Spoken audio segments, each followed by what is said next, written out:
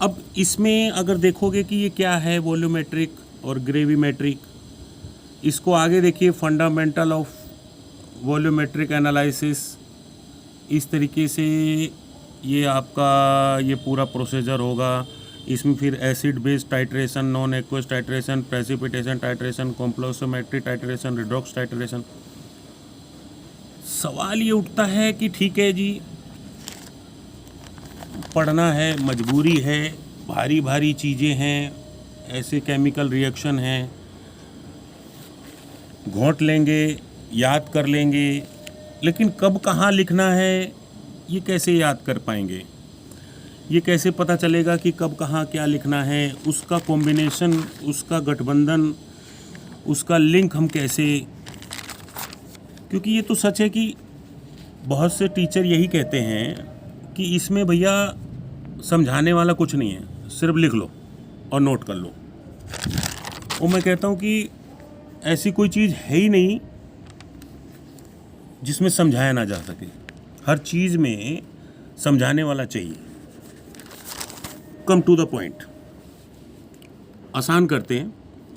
इतना सब कुछ दिखा के डरा रहा था, अब बहुत प्यार से इसे गले लगाने का तरीका बताता हूँ जो कि मुँह ज़बानी याद होगा।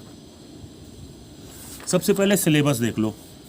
According to PCI, our syllabus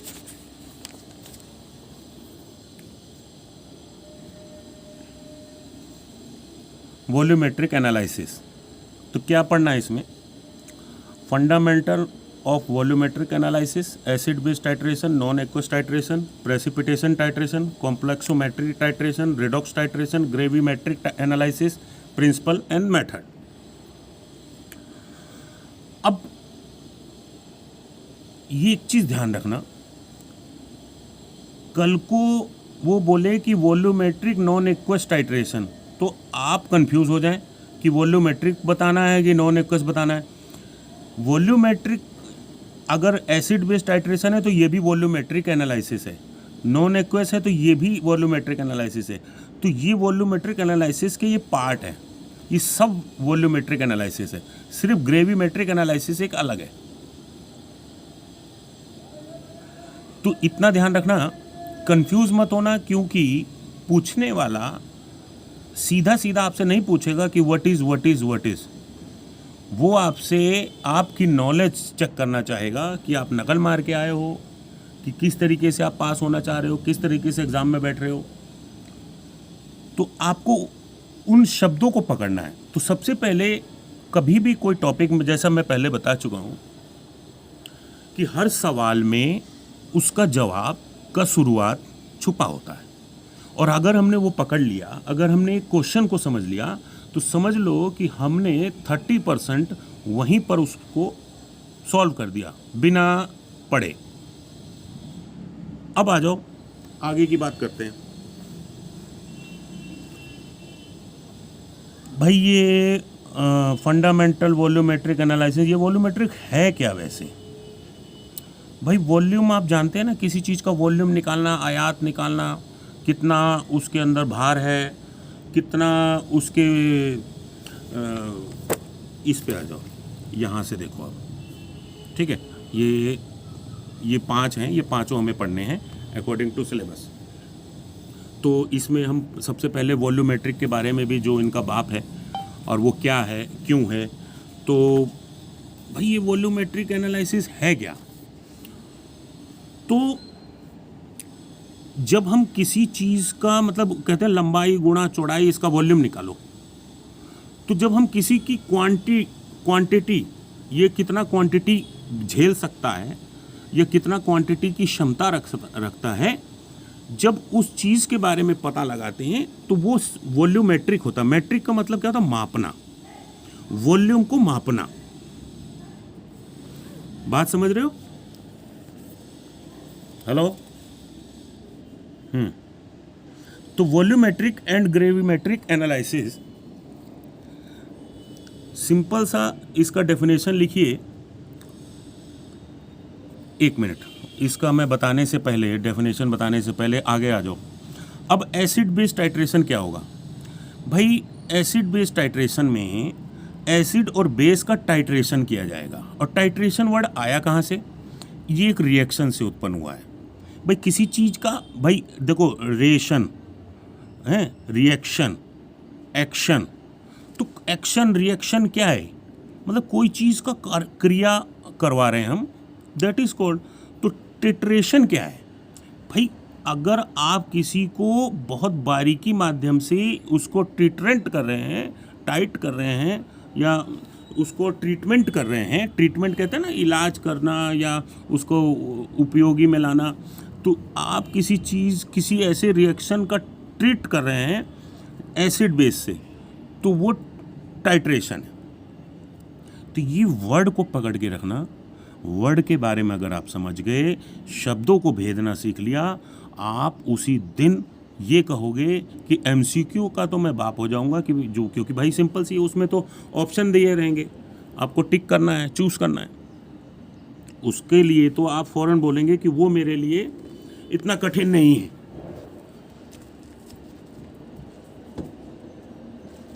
और अगर आपने ये चीज़ें याद कर ली तो आपके लिए एग्ज़ाम में कुछ ना कुछ लिख के आना कोई बड़ी बात नहीं होगी। अब देखो, एसिड बेस टाइट्रेशन, तो इसमें हम क्या करेंगे? इसमें हम क्या करेंगे कि एक एसिड का बेस से, बेस का एसिड से, तो एक बार स्ट्रॉन्ग एसिड का वीक बेस से, फिर स्ट्रॉन्ग एसिड का स्ट्रॉन्ग बेस से, फिर वीक एसिड का वीक बेस से, फिर वीक एसिड का स्ट्रॉन्ग बेस से। बस ये हम एक रिएक्शन कराएंगे, यही एसिड बेस टाइट्रेशन में। अब नॉन एक्वस टाइट्रेशन क्या वर्ड आ गया जी? नॉन एक्वस टाइट्रेशन ये वर्ड आया कि ऐसा कोई सॉल्यूशन, एक्वस, एक्वस क्या कहता है? गाढ़ापन, जिसके अंदर गीलापन, तो कोई उसके अंदर गीलापन नहीं है, यानी बिना पानी के। नॉन एक्वस हो गया बिना वाटर के, विदाउट वाटर का। जब हम एक टाइट्रेशन करेंगे किसी सॉल्वेंट के हेल्प से, किसी और सॉल्वेंट को ले लेंगे, that is called non aqueous titration. अब ये प्रेसिपिटेशन टाइट्रेशन क्या आ गया? भाई प्रेसिपिटेशन टाइट्रेशन सब सिंपल सी बात है, हिंदी की तरह ही समझो, पढ़ो इंग्लिश को। किसी को प्रेस कर दो, पीट डालो और रिएक्शन हो जाएगा उसका, वही टाइट्रेशन है। कहने का मतलब है, एक इंसान की जेब में उसने 2000 रुपये चुरा रखे हैं, हमें नहीं पता, चोर ने, हमने उसको प्रेस किया, दबाया, गर्दन दबाई, 2 झापड़ मारे, उसने 2000 रुपये निकाल के दे दिए। यही काम हमने रिएक्शन में करना है।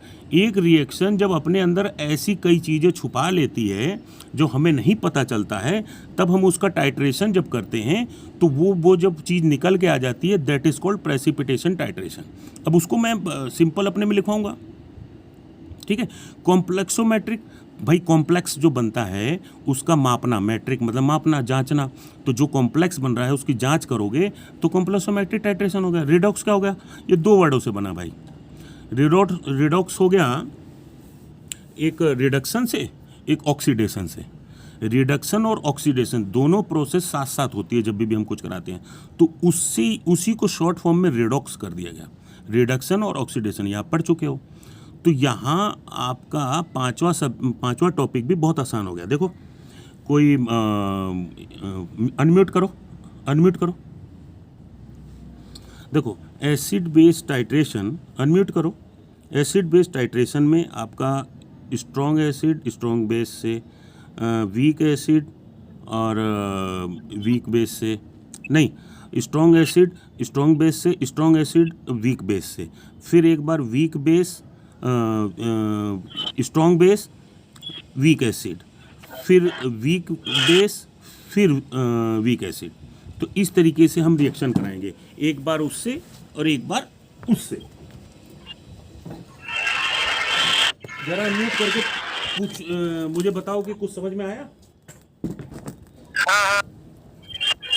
क्लियर है? नहीं, टॉपिक क्लियर है। देखो, वॉल्यूमेट्रिक पांच टॉपिक दिए थे, एक वॉल्यूमेट्रिक और ग्रेविमेट्रिक, ये दोनों में इसके ये अंदर 5 ये इस तरीके से टॉपिक दिया था। आपने इसको पकड़ लिया, कल को आपसे नॉन एक्वस पूछे, अब आप सोचो पता नहीं नॉन एक्वस में ये रिएक्शन लिखना है कि एसिड बेस में लिखना है, या प्रेसिपिटेशन में लिखना है कि कॉम्प्लेक्सोमेट्रिक में लिखना है कि रिडॉक्स में लिखना है। जब आप सवाल को अगर भेद ले गए तो आप समझ जाओगे कि कब कहाँ किसका उपयोग करना है। घोंटा भी मारोगे तो घोंटे का उपयोग सही जगह तो हो, हाँ या ना? तो एसिड बेस में आप ये समझ गए बात को। अब आ जाओ, अब थोड़ा जल्दी खींचते हैं, वीडियो बहुत लंबी हो जाती है। देखो, जब मैं इसलिए मोटा मोटी समझा दिया ताकि बीच में अब पूछने लायक कुछ बचे ना। वॉल्यूमेट्रिक एंड ग्रेविमेट्रिक एनालिसिस, तो इसका सबसे पहले डेफिनेशन कर लो। The quantitative method is widely use volumetric analysis. Quantitative method use होता है इसमें, ठीक है भाई। क्वांटिटेटिव समझ ही गए आप, अभी बता चुका हूँ। It is defined as the method involve in measurement of the volume of a substance whose concentration is known. इसको हम ऐसे डिफाइन कर सकते हैं कि जब हम एक measurement of the volume of a substance, जब हम किसी सब्सटेंस की वॉल्यूम का माप करते हैं, measurement of the volume of a substance, तो उसका कंसंट्रेशन हमको ज्ञात होता है। तो this method is also applied, कहते हैं टू डिटरमाइन, इसको शॉर्ट फॉर्म में लिख सकते हो। ये अलग से मैंने इसलिए लाइन यूज करी है कि to determine the concentration of the analyte. अब आ जाओ फंडामेंटल ऑफ वॉल्यूमेट्रिक एनालिसिस। तो ये पूछ सकता है कि what is the fundamental and procedure of volumetric analysis. तो आपको लिखने के लिए, जब मैं इसीलिए हेडिंग और टॉपिक में थोड़ी सी बातें समझा चुका हूँ। और अब आ जाओ फंडामेंटल में क्या करना। The solution which is to be analyze carry on unknown amount of chemicals. जो सॉल्यूशन हम एनालाइज कर रहे हैं, जो कैरी कर रहे हैं, वो अननाउन अमाउंट ऑफ केमिकल्स, हमें नहीं पता कि कितने अमाउंट में उसमें केमिकल्स है। In the presence of an, ये फंडामेंटल रूल है, ठीक है। In the presence of an indicator, एक इंडिकेटर की मदद से हम लेते हैं, इंडिकेटर का हम उपयोग लेते हैं। मेनली फिनोल फितालिन, ये याद रख लो, ये इंडिकेटर कॉमनली यूज़ होता है। सारे टाइट्रेशनों में यही इंडिकेटर ज़्यादातर यही यूज़ करते हैं। तो आप अगर एक इंडिकेटर यूज़ कर लेते हो तो ये पांचों टाइट्रेशन में इसी इंडिकेटर को आप नहीं और याद होते तो यही डाल सकते हो। ये बहुत कॉमन और फेमस है, फिनोल फितालिन। तो द रीएजेंट, ठीक है, the reagent of unknown concentration, ये रीएजेंट है। और जो unknown concentration react with a chemical of unknown amount, ये जब अननाउन अमाउंट के साथ रिएक्ट करता है और show point two show the end point, and point पे शो करता है, तो this point indicates that the reaction is completed. तो वो जो पॉइंट होता है वो बता देता है कि रिएक्शन कंप्लीट हो गया। नहीं समझ में आया, कोई बात नहीं, अभी मैं आपको एक डायग्राम के माध्यम से समझाऊंगा। तो आपके ये इसी टॉपिक को, या फिर आ जाओ डायग्राम पे आ जाते हैं सीधा। चलो देखो, हमने यहाँ पर एक ब्यूरेट लिया, एक क्लैंप से देखो उसको बंद कर रखा है। इसमें हमने जो कंसंट्रेशन है हमारा, जो हमें ज्ञात है, जो हमें कंसंट्रेशन ज्ञात है, जो स्टैंडर्ड सॉल्यूशन है जो हमारा, जो हमने इस पे डाला, यानी उसको हम टाइट्रेंट कहते हैं। जो हमें ज्ञात होता है उसे हम टाइट्रेंट कहते हैं, नॉन होता है। और जो हमें नहीं ज्ञात होता है उसे हम टाइट्रेंड कहते हैं। ध्यान रखना, ये टाइट्रेंड, ये कहते हैं। तो वो देखो, कंसंट्रेशन एनालाइट टाइट्रेंड, और जो टाइट्रेंट वो है जो हमें ज्ञात है, और जो अननाउन है कंसंट्रेशन, अननाउन कंसंट्रेशन, वो टाइट्रेंड होता है। तो ये एमसीक्यू में पूछ सकता है कि ये छोटा सी बात है और कंफ्यूज कुछ लोग इसको भूल जाते हैं और छोड़ देते हैं। फिर देखो, स्टॉप कॉक से यहाँ पर ये लगा हुआ है, कॉनिकल फ्लास्क है। अब इसमें एसिड है जो अननाउन कंसंट्रेशन हमें नहीं पता, और इसमें नाउन वाला हमको पता है। अब ये यहाँ से बूंद बूंद टपकेगा। अब हमने इसमें एक इंडिकेटर मिला दिया, अब इंडिकेटर क्या करेगा, अपना कलर बदलने लगेगा। यही चीज़ बोल रहा है वो। इसमें मेरे ख्याल से कोई बड़ी बात नहीं है। एक चीज़ इसमें डाली जो हमको पता है, एक चीज़ इसमें डाली जो हमें नहीं पता, उसमें एक इंडिकेटर मिला दिया, इंडिकेटर की मदद से हमने उसमें कुछ चीज़ें अलग करा रहे हैं, दैट इज़ कॉल्ड, यही क्रिया जो हम कर रहे हैं, यही प्रक्रिया जो है, यही टाइट्रेशन प्रक्रिया है, यही टाइट्रेशन प्रक्रिया है। तो ये आधार बता रहा, वॉल्यूमेट्रिक तो 5 टाइप के हैं, तो ये एक मोटा मोटी वॉल्यूमेट्रिक का आधार बता रहा है। तो इसमें आपको जहाँ तक है ये पॉइंट इतना ज़्यादा बारीक जो लिखवाया है, सारी बातें लिखने की ज़रूरत नहीं पड़ेगी आपको, सिर्फ आपको इतना ही बताना होगा कि अननोन कंसंट्रेशन रिएक्ट कर रहा है with a chemical of an unknown amount, एक अननोन अमाउंट ऑफ केमिकल से, और to show the end point, और एंड पॉइंट पे शो करता है, वही एंड पॉइंट इंडिकेट करता है कंप्लीटेड। अब आ जाओ तीसरा, टाइट्रेशन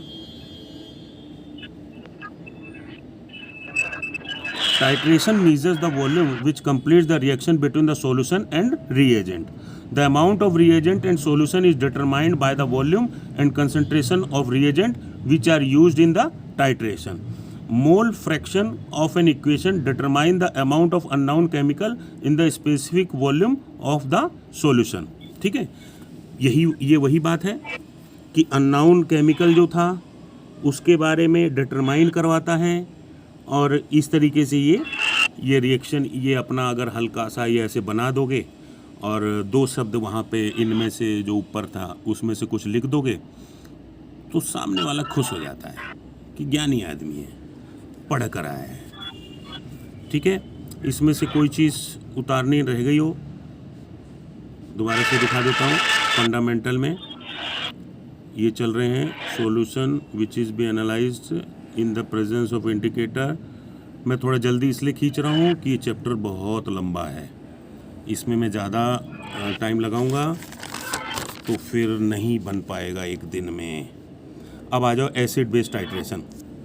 तो क्या हो गया, व्हेन द न्यूट्रलाइजेशन, अपना म्यूट कर दो भाई, when the neutralization is involve the titration is called acid base or neutralization titration.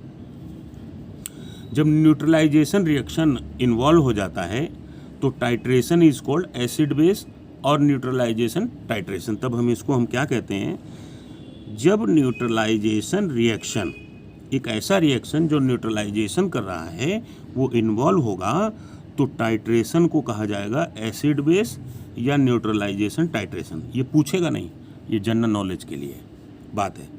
अब आ जाओ NaOH, जब हमने सोडियम हाइड्रोक्साइड को HCl से, ठीक है, अब आ जाओ सोडियम हाइड्रोक्साइड को हाइड्रोक्लोरिक एसिड से जब हमने रिएक्शन कराया तो NaCl और H2O ये अलग हो गया। ये इसका एग्जाम्पल है कि कैसे एक बेस और एसिड आपस में मिल रहे हैं और कैसे क्या निकाल रहे हैं। तो this titration involves the neutralization reaction between acid and base forming salt and water. एक न्यूट्रल रूप में साल्ट और वाटर को ये प्रेजेंस कर रहे हैं, दिस ये titration forming a salt and water. अब आर्हेनिक्स कंसेप्ट क्या कहलाता है भाई? ये जो 2-3 साइंटिस्ट थे जिन्होंने अपने अपने रिसर्च किए और कुछ उन्होंने किया, अब उसको आगे चल के कितना वो सिद्ध हुआ नहीं हुआ, कुछ फेल हो गए, कुछ का जो रिसर्च था वो गलत साबित हुआ, वो अलग चीज़ है। तो इनका क्या कंसेप्ट था कि acid is a substance which dissociates in aqueous solution. Acid एक ऐसा सब्सटेंस है जो कि एक एक्वस सॉल्यूशन में डिसोसिएट होता है एंड प्रोड्यूस हाइड्रोजन आयन। ये हाइड्रोजन आयन यानी प्रोटॉन यहाँ से ये प्रोड्यूस करता है, देखो hydrogen ion. HCl aqueous solution है, ये H प्लस आयन निकाल रहा है और ये Cl माइनस। तो ये क्या कह रहा है कि HCl is a Arrhenius acid. ये आर्हेनियस ने कंसेप्ट था, तो इसीलिए इसका नाम HCl is an Arrhenius acid. ये आर्हेनियस कंसेप्ट है, ये उसने अपना कंसेप्ट बना के दिया। अब क्या कहता है कि base is a substance which dissociates in aqueous solution to produce hydrogen ion. एक बार एसिड के बारे में बोल रहा है, एक बार बेस के बारे में बोल रहा है। एसिड बेस टाइट्रेशन है, तो एक बार एसिड एक बार बेस, एक बार बेस एक बार एसिड, ऐसे ही चलेगा। अब सुनो, तो क्या कह रहा है, base is a substance which dissociate in aqueous solution to produce hydrogen ion. ये हाइड्रोजन आयन देता है। तो इसने क्या दिखाया कि NaOH एक्वस में OH माइनस अलग हो गया, Na प्लस अलग हो गया, तो NaOH is a Arrhenius base, ये बेस हो गया। अब आ जाओ लिमिटेशन, दिख रहा है ना, तो only to aqueous solution not on substances neutralization of acid and base in the absence of solvent could not be explained. क्या कह रहा है, only to aqueous solution not on substance neutralization of acid और base in the absence of solvent, solvent के absence में, could not be explain. वो कह रहा है कि बिना सॉल्वेंट के मदद के हम एक्सप्लेन नहीं कर सकते इस रिएक्शन को। जैसे अब मैंने अभी आपको बताया ना, नॉन एक्वस सॉल्यूशन में सॉल्वेंट हमने यूज़ किया, तो हमको फिर नॉन एसिड बेस से ही काम चल रहा था, तो नॉन एक्वस करने की जरूरत क्या थी। एक से एक सारे जुड़े हुए हैं, पहला एक पकड़ लो, जो थोड़ा सा नहीं समझ में आता अगला आपको वो और क्लियर करेगा। देखो, it could not be explain the basic nature of NH3 है ammonia, Na2CO2 and acidic nature of substance CO2 and SO2।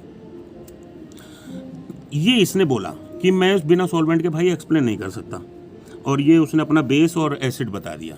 मोटा मोटी ये बात याद रखो कि इसने अपना एसिड ये बताया, बेस ये बताया, और उसने बोला मैं बिना सॉल्वेंट के एब्सेंस के मैं अपना न्यूट्रलाइजेशन एक्सप्लेन नहीं कर सकता।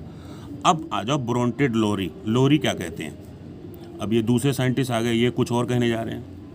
ये कह रहे हैं concept of proton transfer theory, acid is any substance molecules और ions that can donate protein.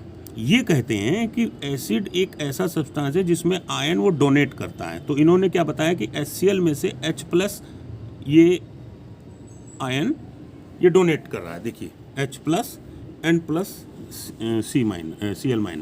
आ जाओ, और क्या कहता है कि base is any substance molecule और ions that can accept proton. ये कहता है, देखो एक आदमी दूसरे साइंटिस्ट को काट मारेगा, एक कॉम्पिटिटर जैसे दूसरे कॉम्पिटिटर को मारता है। ये कह रहा है कि एक बार ये जो एसिड है ये प्रोटॉन को डोनेट करता है, और बेस जो है वो प्रोटॉन को एक्सेप्ट करता है। ये किसने कहा है, लॉरी ने। तो उसने रिएक्शन में ऐसे दिखाया कि OH माइनस H+ है, तो ये देखो H2O बन गया, और अमोनिया जब H+ से हुआ तो एक्सेप्ट कर लिया ना, ये यहाँ पर NH4 बन गया। तो एन एसिड इजे, मतलब मेन बात ये आ गई, अगर आप आंसर में इसका लिखना चाहो शॉर्ट फॉर्म में, तो N acid is a proton donor while base is A proton acceptor, right. अब आ जाओ लिमिटेशन। तो लिमिटेशन में ये क्या कहता है, not able to explain not protic solvent. Not protic solvent के बगैर मैं एक्सप्लेन नहीं कर सकता। प्रोटीन को प्रोटिक किसे कहते हैं, जो प्रोटॉन के सोर्स होते हैं, जो प्रोटॉन छोड़ते हैं, प्रोटॉन जिनके अंदर पड़ा होता है, जिनमें प्रोटॉन इकट्ठा होता है। तो कहते हैं जिनमें प्रोटॉन ना हो मैं एक्सप्लेन नहीं कर सकता ऐसे में। ये इसने ये बात कह के अपने रिजल्ट दे दिया। अब तीसरे साइंटिस्ट आ गए, लिविस। अब लिविस ने क्या कहा, लिवाइस थ्योरी क्या कहती है एसिड बेस पे, 1923 में इन्होंने बोला था। ये बात याद रखने की जरूरत नहीं है, जनरल नॉलेज रहता, बस पढ़ लो। An acid is an electron pair acceptor. अब ये क्या कह रहा है कि इसने क्या बोला कि एसिड डोनर होता है। देखो यहाँ पर इसने क्या बोला, एसिड प्रोटॉन डोनर होता है, और ये बोल रहा है कि एसिड इलेक्ट्रॉन पेयर एक्सेप्टर और base as electron pair donor. अब ये यहाँ पर बोलता है, यहाँ पर इन्होंने ये अपना कंसेप्ट दिया। फिर क्या कह रहा है, ऑल कंपाउंड्स और आयंस, जितने भी कंपाउंड्स और आयंस हैं containing unshared electron pairs are Lewis base. जितने अनशेयर्ड इलेक्ट्रॉन पेयर वो कंटेन कर रहे हैं ये लिवाइस बेस है। एग्जाम्पल उन्होंने दिया OH minus NH3, ammonia, NH2, amines, ether, ROR ये चेन बना रहे हैं, एल्कोहल R और OH करके चेन बना रहा है। तो फिर all Bronsted base are also Lewis base since they donate a pair of electron, but all Lewis base do not react with proton, they cannot be Bronsted base। क्या कह रहा है कि ब्रोंस्टेड जो साइंटिस्ट थे ये कह रहे हैं, ये उनके नाम पर कह रहे हैं कि ऑल ब्रोंस्टेड बेस, यानी ब्रोंस्टेड जो साइंटिस्ट हैं, जो मिस्टर लॉरी थे, तो लॉरी का जो यहाँ पर लॉरी भी लिख सकते हो ब्रोंस्टेड बेस की जगह। लॉरी क्या कहते हैं कि लॉरी के ये क्या कहते हैं उनके बारे में, आर आल्सो लिवाइस बेस, वो भी लिवाइस बेस हैं। कंफ्यूज मत होना, ये दोनों के नाम हैं, घूम फिर के एसिड और बेस ही हमें ध्यान रखना है। सिर्फ ये नाम को ABCD या कुछ और कर लेना, L कर लेना, B कर लेना, जिससे सरलता से याद हो। समझ में आ रहा है? एक बार अनम्यूट करके कुछ बोल दो, तुम तो बिल्कुल ही गायब हो गए। हाँ हाँ, ठीक है। तो सेंस चालू रखो, अगर शोर आए तब म्यूट करना। मुझे क्या पता कल को इधर उधर चले जाओ। हैं, अब आ जाओ। Since they donate a pair of electrons but all device base do not react with proton, they can not be Bronsted base. Confuse मत होना, एक घुमा के बोलता है बेस के बारे में, एक घुमा के बोलता है एसिड के बारे में, एक बोलता है वो डोनेट करता है, एक बोलता है वो डोनेट नहीं करता। भाई यही सब बातें हैं, थोड़ा सा पकड़ लेना ध्यान बांध के, कुछ भी दिक्कत नहीं आने वाली है। BF3 NH3, तो इसने क्या बताया, B के चारों तरफ F आपस में टूट के बॉन्ड बना रहे हैं। देखो N के ये तीनों तरफ H बॉन्ड बना रहे हैं, 3 H हैं, 3 H इधर शामिल हो गए, F हैं, ये 3 F यहाँ शामिल हो गए। ये उन्होंने बताया, और यहाँ बता दिया बेस डोनर हो गया। बेस इन्होंने क्या बताया कि बेस डोनर हो गया, और जबकि इन्होंने क्या बताया था कि बेस इज प्रोटॉन एक्सेप्टर हो गया। तो अब आ जाओ type of acid base titration. तो टाइप क्या किया, बताया ना क्या टाइप है। एक बार एसिड पकड़ो और एक बार बेस पकड़ना है। तो यहाँ इसने क्या किया, स्ट्रॉन्ग एसिड को पकड़ा स्ट्रॉन्ग बेस से, फिर स्ट्रॉन्ग एसिड को वीक बेस से, फिर वीक एसिड पकड़ा। भाई 2 बार स्ट्रॉन्ग पकड़ा, तो एक बार स्ट्रॉन्ग से स्ट्रॉन्ग भिड़ाया और एक बार स्ट्रॉन्ग से वीक भिड़ाया, फिर एक वीक से स्ट्रॉन्ग भिड़ाएगा, फिर वीक से वीक भिड़ाएगा। ये ध्यान रखना, ठीक है। कंफ्यूज मत होना इसमें। आप इधर चारों तरफ एसिड एसिड है, देखो एसिड एसिड एसिड, आगे एसिड ही रहेगा क्योंकि एसिड बेस टाइट्रेशन है, बेस एसिड टाइट्रेशन नहीं है। तो आगे एसिड लिख लो, 2 बार स्ट्रॉन्ग लिख लो, 2 बार वीक लिख लो। एक बार स्ट्रॉन्ग से लड़ा दो, एक ताकतवर को कमज़ोर से लड़ा दो, फिर कमज़ोर को ताकतवर से लड़ाओ, फिर कमज़ोर को कमज़ोर से लड़ाओ। क्योंकि 2 बार स्ट्रॉन्ग लिखना, 2 बार कमज़ोर लगना, उसका अपोजिट वहाँ जाना है, और एक बार वो सेम जाना है। ये याद रखना, ये याद रखना, ये टाइप्स में ये शो करना पड़ सकता है। अब आ जाओ एसिड बेस इंडिकेटर। ये इंडिकेटर का यूज़ क्यों पड़ता था भाई, इंडिकेटर ही था जो हमें बताता था, हमें सूचना देता था। इतनी बारीक टाइट्रेशन होती थी, इंडिकेटर होता था। आपने फोरेंसिक लैब देखा है, ये लोग एक बाल से उसका DNA निकाल लेते थे, कई साल जमी हुई दबी हुई हड्डियों से भी, किसी के नाखून से भी उसका DNA ज्ञात कर लेते थे। तो ये जो बारीकी टाइट्रेशन हम क्यों कर रहे हैं, ये एक ऐसा प्रक्रिया है जो बारीक से बारीक चीज़ों को भी हम ज्ञात कर सकते हैं, वो माध्यम है ये। अब देखो एसिड बेस इंडिकेटर, तो acid base indicator also known as pH indicator, इसको pH इंडिकेटर भी कहते हैं। Are substance which change colour with pH, ये pH के साथ कलर बदल देता है। They are usually weak acid और वीक बेस, ये ज़्यादातर वीक एसिड या वीक बेस में यूज़ होता है। Which when dissolve in water dissociate slightly and form ions, जो कि वाटर में डिसोसिएट होकर आयन के फॉर्म में तब्दील हो जाता है, जैसे कि फिनोल फिथालेन। ये मैंने आपको बताया था ना, ये कि ये आप याद कर लेना, बहुत कॉमन नाम है, एग्जाम्पल में भी और कहीं भी ये नाम आप देंगे तो आपका इम्प्रेशन बढ़ेगा, नंबर अच्छे बढ़ेंगे। इज ए कलरलेस, ये कलरलेस होता है। Weak acid which dissociate in water forming pink anion. जब हम वीक एसिड को डिसोसिएट करते हैं पानी में, तब वो क्या करता है, पिंक कलर का एनायन निकालता है, एन आयन। तो जैसे हम बात करें, फॉर एग्जांपल है methyl orange. Methyl orange is yellow colored in its molecular form and its base and addition of a proton it gives a pink color cation। देखो एसिड 1 और बेस 2, तो यहाँ पे इस तरह का करना है, वापस बेस और एसिड आया, फिर बेस और एसिड से फिर वापस एसिड बेस आएगा, तो एक रिएक्शन ऐसे जाएगा, वापस वो रिएक्शन फिर आएगा, तो ये इंटरचेंज होते रहेंगे। फिनॉल फेथालिन प्लस बेस मिलाया तो पिंक कलर उसने निकाला। जैसे HPS को इन्होंने दिखाया कि H प्लस अलग हुआ और PH ऐसे माइनस हो गया तो पिंक कलर दिखा रहा है। तो फिनोल फेथालिन प्लस एसिड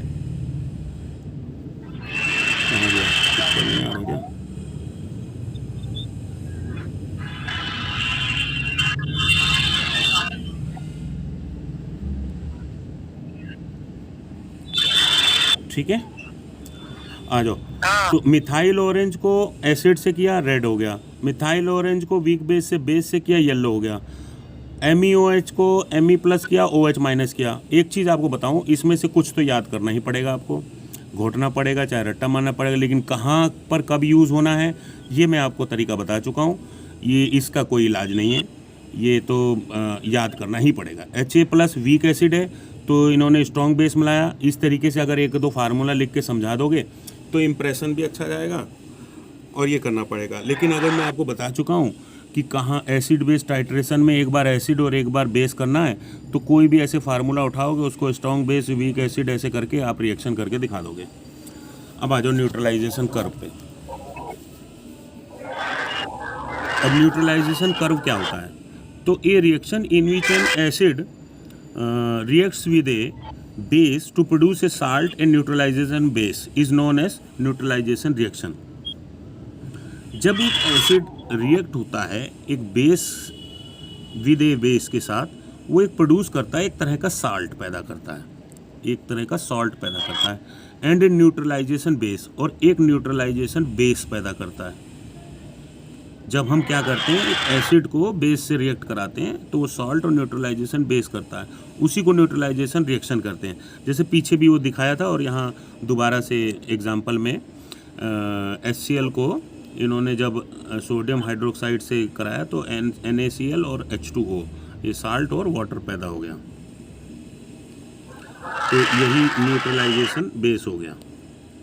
ठीक है, और दो एग्जांपल हो गए, दोनों में से जो सही हो सके, एक ही है एग्जांपल शायद दोनों, हाँ ये दो नहीं, एक ही है, दोनों एग्जांपल एक ही है। अब आ जाओ, neutralization curve is obtained when pH is plotted on the ordinate against the percentage of acid neutralized. तो न्यूट्रलाइजेशन कर्व ऑब्टेन होता है, बताऊंगा क्या होता है न्यूट्रलाइजेशन कर्व, अभी ड्रॉ करके बता दूंगा आपको। ठीक है, अभी समझ में आ जाएगा कि न्यूट्रलाइजेशन कर्व क्या होता है। हाँ, ये लिख लो अगर लिखा नहीं है तो, और अभी समझ में आ जाएगा कि न्यूट्रलाइजेशन कर्व क्या है। विदाउट ड्रॉ करे नहीं समझ में आएगा आपको। ये कर्व क्या है, वर्ड अब जो कर्व करती है उसकी लाइन ना, उसी को कहते हैं। तो neutralization curve can be plotted between the following variable, weak acid and strong base. फिर क्या किया, एसिड चारों रहेंगे, देखो चारों एसिड है। फिर स्ट्रॉन्ग एसिड, इसने सबसे पहले वीक उठाया, फिर स्ट्रॉन्ग उठाया, फिर स्ट्रॉन्ग बेस, फिर स्ट्रॉन्ग एसिड उठाया तो weak base, weak acid, weak base. अब न्यूट्रलाइजेशन ऑफ, अब ये बता रहा है कि स्ट्रॉन्ग एसिड का 0 से 3 pH होता है, वीक एसिड का 3 से 7 pH होता है, वीक बेस का 7 से 10 pH होता है, और स्ट्रॉन्ग बेस का 11 से 10 pH होता है। आ जाओ, neutralization of strong acid and strong base, वही सेम एग्जांपल दे दिया, ये इसका न्यूट्रलाइजेशन दिखा दिया, और फिर ये देखो ये कर्व बना दिया। अभी क्या दिखा रहे हैं कि यहाँ ये बेस है, नीचे ये pH है, ये यहाँ से उठा तो ये जहाँ पे कर्व ले लेगा, देखो ये इतने पे कर्व ले गया, इतने पे कर्व ले गया और ये यहाँ से हो गया। क्यों लिया बताता हूँ। ये देखो, ये जो हमने pH वैल्यू देखी थी ना, pH वैल्यू, ये pH वैल्यू याद करने इसलिए याद किया जाएगा अगर कर्व बनाना है तो जितने पे pH वैल्यू है उतने पे वो मुड़ जाएगा। तो जैसे कि ये तकरीबन मुड़ रहा है 9 के बीच में, तो 9 के बीच में मुड़ रहा है, ठीक है। तो 7 से ये अगर वीक बेस में आपने लिया है तो आपने तकरीबन ये वीक बेस ये 7 से 10 के बीच में आपने मोड़ना है। तो और ये देखो, ये यहाँ इन्होंने कर्व को क्या किया, तकरीबन यहाँ पर मुड़ा है और यहाँ पर ये पिंक कलर छोड़ देगा। यहाँ से उठा और यहाँ जाके पिंक कलर छोड़ दिया। जितना pH होगा उतने pH पे एक कर्व ले लेगा। तो ये ऐसे कर्व लिया इसने, ये कर्व ले लिया, ठीक है। तो सिंपल सी वही, ये देखो ये बेस था, इसमें टाइट्रेंट डाला, यहाँ एनालाइट करने के लिए यहाँ एसिड हो गया। ये चीज़ है सिंपल। एक रफली इस तरह का डायग्राम अगर दे दोगे तो खुश हो जाएंगे उधर। फिर क्या किया, स्ट्रॉन्ग एसिड और वीक बेस का किया। तो जितना स्ट्रॉन्ग एसिड था तो यहाँ पर और वीक बेस है, तो वीक बेस पे जितना pH है उतने पे हमने यहाँ से उठाया और यहाँ कर्व कर दिया। और ऐसे कर्व होकर यहाँ कितने से मुड़ जाएगा, यहाँ पर कट होकर यहाँ से इतने से बैंड हो जाएगा। कितने से बैंड होगा, ये सामने यहाँ से जो 10-11 की वैल्यू होगी, ये 10 से 11 वैल्यू होगी, यहाँ पे ये कर्व हो जाएगा। और 3 से 4.5 pH है, तो 3 से 4.5 pH यहाँ पे ये कर्व मार लेगा। क्योंकि स्ट्रॉन्ग एसिड और वीक बेस है ना, तो जैसे आपका स्ट्रॉन्ग बेस है आपका 11 से 10 और वीक एसिड है 3 से 7, तो बेस की तरफ ज़्यादा लंबा गया, बेस की तरफ। तो बेस की तरफ जब जाएगा तो बेस का pH वैल्यू यहाँ पे काउंट हुआ, और ये एसिड की तरफ जा रहा है तो इस पे ऊंचाई गई उतनी, तो उतनी दूर ऊपर चल के तो जो एसिड है वहाँ से कर्व ले लेगा, ठीक है। कोई ज़्यादा कठिन भी नहीं है और देखा जाए तो थोड़ा अजीबोगरीब तो है ही। Neutralisation of strong base and weak acid, NOH CH3COH को जब हमने मिलाया तो CH3COONA और H2O निकल गया, यानी हमने स्ट्रॉन्ग बेस से और वीक एसिड का किया। ये आ जाओ, सेम ऐसे ही जब स्ट्रॉन्ग बेस का वीक एसिड से किया है, तो जब बेस स्ट्रॉन्ग है और वीक एसिड है तो स्ट्रॉन्ग बेस होने पे कम पर ही कर्व हो गया, कम दूरी पे गहरा हुआ, और कम दूरी पे यहाँ पे कर्व भी ले लिया। इस तरीके से ये हो गया। अब न्यूट्रलाइजेशन ऑफ वीक एसिड और वीक बेस, अब दोनों चीज़ वीक हो गई तो यहीं से उठ गया, हल्का सा यहाँ कर्व दे के फिर उठ गया और फिर ये चला गया। तो इस टाइप में ज़रूरी नहीं है कि एग्जैक्ट है, अंदाजे से आप हल्का सा अप डाउन भी कर लोगे, चल जाएगा। आ जाओ नॉन एक्वस पे। अब हमारा ये भी ख़त्म होने वाला, टाइम बहुत लंबा खींच गया है। नॉन एक्वस, मैंने आपको बताया कि non aqueous acid based titration is perform to eliminate a problem encounter during the aqueous titration. जब हम एक्वस टाइट्रेशन करते हैं उसके द्वारा जब हमारे को प्रॉब्लम एनकाउंटर